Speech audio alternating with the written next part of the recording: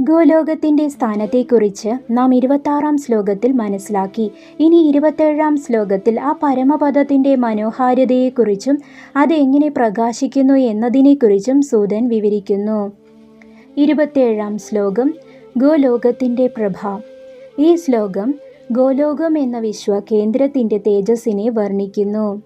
നമുക്ക് ശ്ലോകത്തിലേക്ക് കടക്കാം. അമൂല്യരത്ന നിർമ്മാണം വർത്തുലാകാരമേവ ച തേജസാ പ്രജ്വലന്തം ച നിത്യം നിത്യവിഭൂഷണം.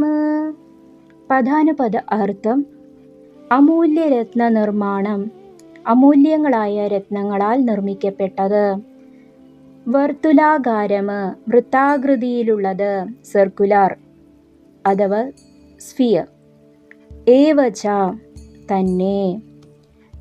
തേജസ, തേജസ് കൊണ്ട്, സ്വയം പ്രകാശത്താൽ. പ്രജ്വലന്തം, ജ്വലിച്ചുകൊണ്ടിരിക്കുന്നത്. നിത്യം, എപ്പോഴും നാശമില്ലാത്തത്. നിത്യവിഭൂഷണം, ശാശ്വതമായ അലങ്കാരങ്ങളോട് കൂടിയത്. ശ്ലോകത്തിൻ്റെ സാരാംശം: ആ ഗോലോകധാമം അമൂല്യരത്നങ്ങളാൽ നിർമ്മിതവും വൃത്താകൃതിയിലുള്ളതുമാകുന്നു.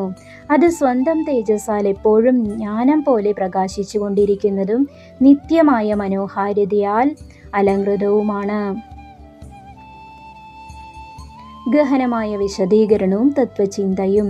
ഈ ശ്ലോകം ഭൗതികത്തിനപ്പുറമുള്ള ഒരു ലോകത്തിൻ്റെ ചിത്രം നമുക്ക് നൽകുന്നു.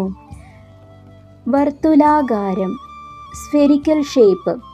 പ്രപഞ്ചത്തിൻ്റെ മിക്കവാറും എല്ലാ ആകാശഗോളങ്ങളും ഗ്രഹങ്ങൾ, നക്ഷത്രങ്ങൾ തുടങ്ങിയവ വർത്തുലാകാരമാണ്. ഗോലോകം സർവപ്രപഞ്ചങ്ങളുടെയും ആധാരമായതുകൊണ്ട് അത് പരിപൂർണമായ വൃത്താകൃതിയിൽ പൂർണ്ണതയുടെ പ്രതീകം സങ്കല്പിക്കപ്പെടുന്നു. സ്വയം പ്രകാശം. ഭൗതിക ലോകത്ത് ഒരു വസ്തു പ്രകാശിക്കണമെങ്കിൽ സൂര്യപ്രകാശമോ വൈദ്യുതിയോ വേണം. എന്നാൽ ഗോലോകം തേജസാ പ്രജ്വലന്തം ആണ്. അതായത് അത് ആത്മചൈതന്യത്തിൻ്റെ പ്രകാശനമാണ്. അറിവ് ഉദിക്കുമ്പോൾ മനസ്സ് പ്രകാശിക്കുന്നത് പോലെയാണത്. നിത്യത്വം. നിത്യം എന്ന വാക്ക് 2 തവണ ഉപയോഗിച്ചിരിക്കുന്നു.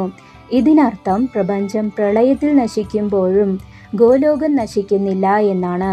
അത് കാലത്തിന്, സമയത്തിനപ്പുറമാണ്. ഗുരുനാഥൻ്റെ ഉപദേശം: വത്സ, നിന്റെ ഉള്ളിലും ഒരു ഗോലോകമുണ്ട്. നിന്റെ ഹൃദയ കമലത്തിൽ ഭക്തിയും ജ്ഞാനവും നിറയുമ്പോൾ നിന്റെ ഉള്ളം അമൂല്യരത്നങ്ങൾ പോലെ തിളങ്ങും. പുറത്തെ രത്നങ്ങളല്ല, മറിച്ച് നിന്റെ സ്വഭാവശുദ്ധിയാകുന്ന രത്നങ്ങളാണ് നിന്നെ തേജസ്വിയാക്കുന്നത്.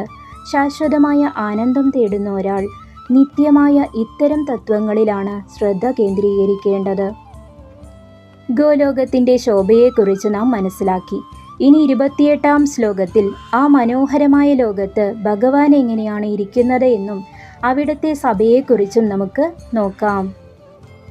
പരമാത്മാവായ കൃഷ്ണൻ്റെ ലീലകളും പ്രപഞ്ച സൃഷ്ടിയുടെ രഹസ്യങ്ങളും ഈ പുരാണത്തിലൂടെ നമുക്ക് വരും ദിവസങ്ങളിൽ കൂടുതൽ അറിയാം. ഇന്നത്തെ ഈ ഭാഗം നിങ്ങൾക്ക് ഇഷ്ടമായെങ്കിൽ ഇത് മറ്റുള്ളവരിലേക്കും പങ്കുവയ്ക്കുക. അടുത്ത ശ്ലോകങ്ങളുമായി നമുക്ക് വീണ്ടും കാണാം.